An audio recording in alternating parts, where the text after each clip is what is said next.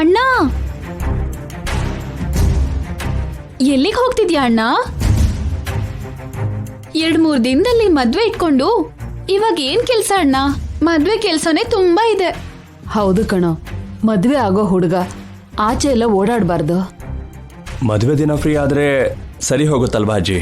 ಹಾಗಲ್ಲ ಅಭಿ, ತುಂಬಾ ಕೆಲ್ಸ ಇರತ್ತೆ. ಹೌದು ಅಣ್ಣ, ಪುರೋಹಿತ್ರ ಹತ್ರ ಒಳ್ಳೆ ಮುಹೂರ್ತ ನೋಡಿಸ್ಬೇಕು, ಮದ್ವೆ ಕಾರ್ಡ್ ಪ್ರಿಂಟ್ ಹಾಕ್ಸ್ಬೇಕು, ಇಡೀ ಊರಿಗೆ ಹಂಚ್ಬೇಕು, ಫಂಕ್ಷನ್ ಹಾಲ್ ಬುಕ್ ಮಾಡ್ಬೇಕು, ಕ್ಯಾಟರಿಂಗ್ ಅವ್ರಿಗೆ, ಗಟ್ಟಿ ಮೇಳದವ್ರಿಗೆ ಹೇಳ್ಬೇಕು, ಶಾಪಿಂಗ್ ಮಾಡ್ಬೇಕು.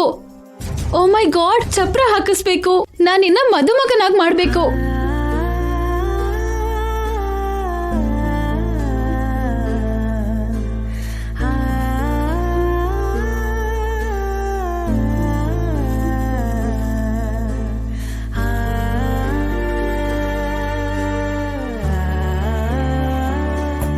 ಅಮ್ಮವ್ರಿಗೆ ಸಾರಿ ಹೇಳಿದ್ರ? ಟೈಮ್ ಕೊಡ್ಲಿಲ್ಲ. ಓ, ಇವಾಗ ಎಲ್ರ ಮುಂದೆ ಹೇಳ್ತೀರಾ? ನಿನಗೆ ಹೇಗ್ ಕಾಣಿಸ್ತಾ ಇದೀನಿ? ಎಲ್ರ ಮುಂದೆ ತಾಳಿ ಕೊಟ್ಟೋಕಾಗುತ್ತೆ, ಸಾರಿ ಕೇಳೋದಕ್ಕೇನ್ ಸರ್? ಅಬ್ಬಬ್ಬಾ, ಇಷ್ಟೊಂದ್ ಕೆಲ್ಸ ಇದೆ ಅಣ್ಣ. ಈ ಮನೆ ಮಗಳಾಗೆ ಎಲ್ಲ ನಾನೇ ಮಾಡ್ಬೇಕು. ಅದೆಲ್ಲ ಯಾಕೆ ದಿವ್ಯಾ? ಸಿಂಪಲ್ ಆಗಿ ಮಾಡಿದ್ರೆ ಸಾಕಲ್ವಾ? ಇಲ್ಲ ಅಭಿ, ಸಾರಿ ಬಾಮೈದ, ಸಾರಿ ಬಾವ ಅವ್ರೆ. ನಿಮ್ ತಂಗಿ ಹೇಳ್ದಂಗೆ ಮಾಡೋಣ. ಅವಳ ಆಸೆ ಪಡ್ತಾ ಇದ್ದಾಳೆ ಅಲ್ವಾ?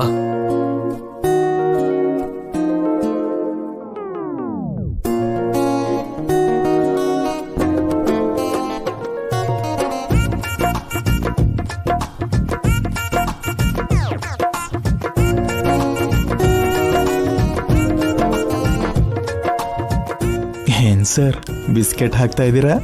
ಬಿರಿಯಾನಿ ಕೊಟ್ರು ಬೀಳೋ ತರ ಇಲ್ಲ ನಿಮ್ಮ ಅಮ್ಮನವರು. ಅಭಿ ಹೇಳಿದ್ದೆ ಕರೆಕ್ಟು.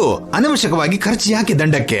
ಹೌದು, ಈಗ ದುಡ್ಡು ಉಳಿಸ್ಕೋಬೇಕೆ ಹೊರತು ವ್ಯರ್ಥ ಮಾಡಬಾರ್ದು. ದುಡ್ಡಿನ ಬಗ್ಗೆ ಯೋಚನೆ ಮಾಡ್ತೀರಾ? ಏನ್ ಮನುಷ್ಯರು ನೀವು? ಎಸ್ ಅಜ್ಜಿ ಅವರೇ, ದುಡ್ಡಿನ ಬಗ್ಗೆ ಯೋಚನೆ ಮಾಡ್ಲೇಬಾರ್ದು. ಎಷ್ಟೇ ಖರ್ಚಾದ್ರೂ ಸರಿ, ಮದ್ವೆ ಗ್ರ್ಯಾಂಡ್ ಆಗಿ ಆಗ್ಬೇಕು.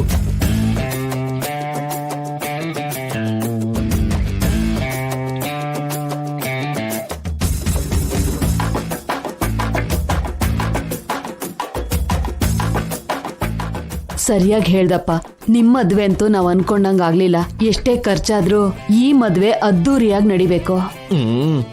ಈ ಅಜ್ಜಿ ಒಬ್ರು ದಿವ್ಯನ್ ಮನ್ಸನ್ನ ಸರಿ ಮಾಡೋಣ ಅನ್ಕೊಂಡೆ. ನಮ್ ಮದ್ವೆ ಟಾಪಿಕ್ ಎತ್ತಿದ್ರು. ಛೇ.